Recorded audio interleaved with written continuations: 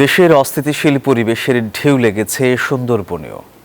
সুন্দরবনে হঠাৎ করেই বেড়েছে বন্যপ্রাণী হত্যা আর পাচার। বনের ভেতর অবাধে ঢুকছে চোরা শিকারীরা, বিষ দিয়ে অথবা ফাঁদ পেতে অবাধে শিকার করছে বাঘ, হরিণ। চোরা শিকারীদের দৌরাত্ম্যে হুমকিতে বৃহত্তর ম্যানগ্রোভের বন্যপ্রাণী। রফিক আলীর ক্যামেরায় সুন্দরবন নিয়ে মাকসুদ রহমানের 5 পর্বের ধারাবাহিকের আজ তৃতীয় পর্ব। কয়রা উপজেলা পরিষদের উদ্যানে লেজবিহীন বাঘের বিধ্বস্ত এই ভাস্কর্যটি যেন সুন্দরবনের প্রতিচ্ছবি। চোরা শিকারীদের দৌরাত্ম্যে কোণঠাসা বন্যপ্রাণীরা রয়েছে অস্তিত্ব সংকট। এটা হচ্ছে সুন্দরবনের সন্ন্যাসীর খাল এলাকা। এই পথ দিয়ে বাঘ এবং হরিণের নিয়মিত যাতায়াত আছে। এখানে হরিণের পায়ের ছাপ, এই বাঘের পায়ের ছাপ, তারা এই পথ দিয়ে বনের ভিতরে চলে গেছে। স্থানীয়দের দাবি, অরক্ষিত বনের এই অংশে চোরা শিকারীদের আনাগোনা বেড়েছে। একসময় যেখানে বাঘের আক্রমণে নিহত হতো জেলে বাওয়ালি, এখন সেখানে তারাই পরিণত হয়েছে শিকারে। বাঘে নিয়ে চলে গেছে, 2 খাল পার করে চলে গে, তো মানছি বড় বাড়ি হাঁকাহাঁকি করে ছাড়াই নেয় ওরা। পাচারকারীরা এখন শুধু বাঘের চামড়া নয়, বাঘ হত্যা করে তার দাঁত ও হাড় পাচার করছে।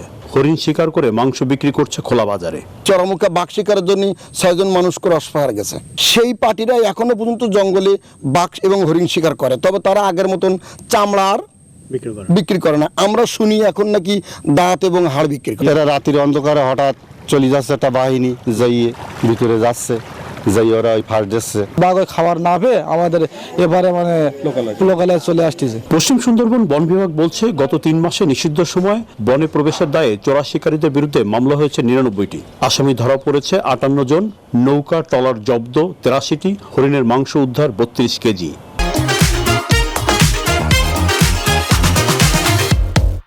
সরকার যদি চায়, ফরেস্ট যদি আমি একটা হতে দিব না, আসলে হবে না। কিন্তু আমি চাওয়াটা কোন লেভেলে সেটা আমার বুঝতে হবে।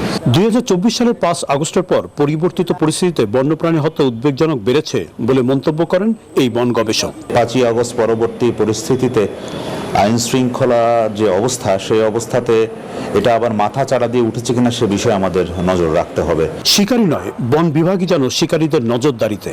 কিছু হরিণ শিকারের সাথে যুক্ত, আমাদের নজরদারি করে, প্রশাসন নজরদারি করে। কিছু আছে বিষ শিকারের সাথে জড়িত, এটা তার অস্বীকার করে লাভ নেই। বন বিভাগের কার্যক্রম অনেকটাই সীমাবদ্ধ হরিণ ধরা, ফাঁদ উদ্ধারেই। আমি হরিণের মাংস জব্দ করলাম মানে কিন্তু হরিণটাকে আমি বাঁচাতে পারলাম না। আর আমি হরিণের ফাঁদ উদ্ধার করলাম মানে আমি অনেকগুলো হরিণের জীবন বাঁচালাম।